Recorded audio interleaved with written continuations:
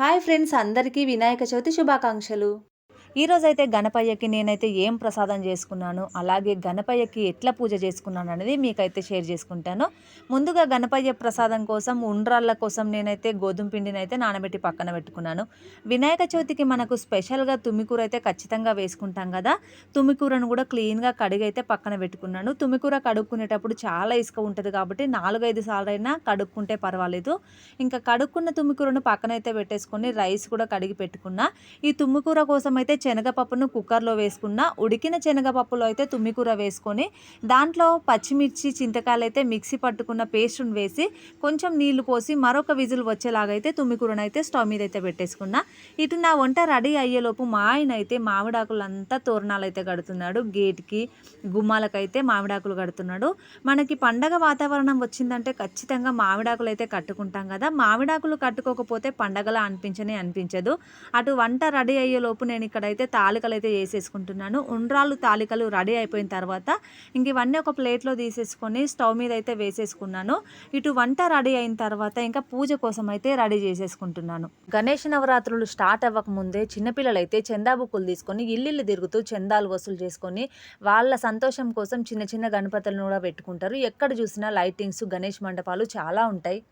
ఇంకా గణపయ్య పూజ కోసం అయితే అన్ని పూజ గదిలో సిద్ధం చేసుకున్న తర్వాత నేను మా ఆయన అయితే పూజ అయితే స్టార్ట్ చేసినాము. ముందుగా నేనైతే బొట్టు పెట్టుకున్న తర్వాత మా ఆయనకైతే బొట్టు పెట్టేసిన తర్వాత నేను మా ఆయనకి కంకణం కట్టిన తర్వాత మా ఆయన కూడా నాకైతే కంకణం కట్టిండు.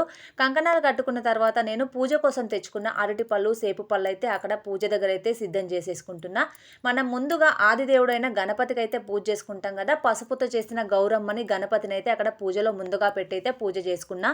తర్వాత గణపయ్య కోసం తెచ్చిన వస్తువులన్నీ అక్కడైతే పెట్టేసిన.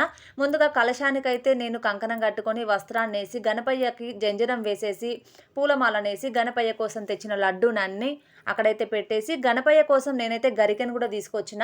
గణపయ్యకి గరిక ఇష్టం కాబట్టి నేనైతే గరికనైతే సమర్పించుకున్న. తర్వాత పూజ అయితే కంప్లీట్ చేసేసుకొని కొబ్బరికాయ అయితే కొట్టేసుకొని నేను ఇంట్లో చేసిన అన్నం, తుమ్మికూర, తాలికల పాయసము అలాగే ఉండ్రాళ్ళు అయితే గణపయ్యకి నివేదన చేసుకున్న. తర్వాత హారతి ఇచ్చి మంగళహారతి పాట అయితే పాడేసుకున్నా. మేమైతే మా ఇంట్లో ప్రతి సంవత్సరం మట్టి గణపతిని మాత్రమే పెడతాము. ఎందుకంటే ఈ రోజుల్లో కలర్ గణపతులు పెట్టడం వల్ల కెమికల్ కలర్స్ ఉంటున్నాయి కాబట్టి ఎక్కడ నీళ్ళలో నిమజ్జనం చేసిన ఇబ్బంది అని నాకు మనసుకు అనిపించి నేను మాత్రమే మట్టి గణపతిని అయితే పెట్టుకుంటున్నాను. కొంతమంది పెద్ద పెద్ద విగ్రహాలను కూడా ఇంట్లో పెట్టుకుంటారు కదా. ఎవరి ఇష్టం వాళ్ళది. మేమైతే చిన్న విగ్రహాన్నే పెట్టుకుంటాము. విగ్రహం చిన్నది పెద్దది అనేది ముఖ్యం కాదు. గణపయ్యకి 5 రోజులు భక్తితో పూజ చేశామా లేదా అన్నది ముఖ్యం. ఇంకా మా ఇంట్లో పూజ కంప్లీట్ అయిపోయిన తర్వాత ఇంకా కొన్ని అక్షంతలను అయితే చేతిలో పట్టుకుని ఆత్మ ప్రదక్షిణ చేసుకొని గణపయ్య దగ్గర అక్షంతలు వేసి మరిన్ని అక్షంతలు అయితే తీసుకొని మా పిల్లల తలపైన, మా తలపైన అయితే వేసేసుకున్నాము. ఇంకా ఈ విధంగా అయితే మేము మా ఇంట్లో పూజ అయితే కంప్లీట్ చేసేసుకున్నాము. ఇంకా మా పూజ అయితే ఈ విధంగా కంప్లీట్ అయిపోయిందండి. వీడియో కనుక నచ్చినట్టయితే లైక్ చేయండి, షేర్ చేయండి, సబ్స్క్రైబ్ చేసుకోవడం మాత్రం మర్చిపోవద్దు. చివరగా నాదైతే ఒక చిన్న కోరిక అండి. అందరూ పాటిస్తే చాలా బాగుంటుంది. మనం కనీసం ఇళ్లలో అయినా మట్టి విగ్రహాన్ని పెట్టుకుంటే కొంతైనా ప్రకృతిని కాపాడుకున్న వాళ్ళం అవుతాం కదా.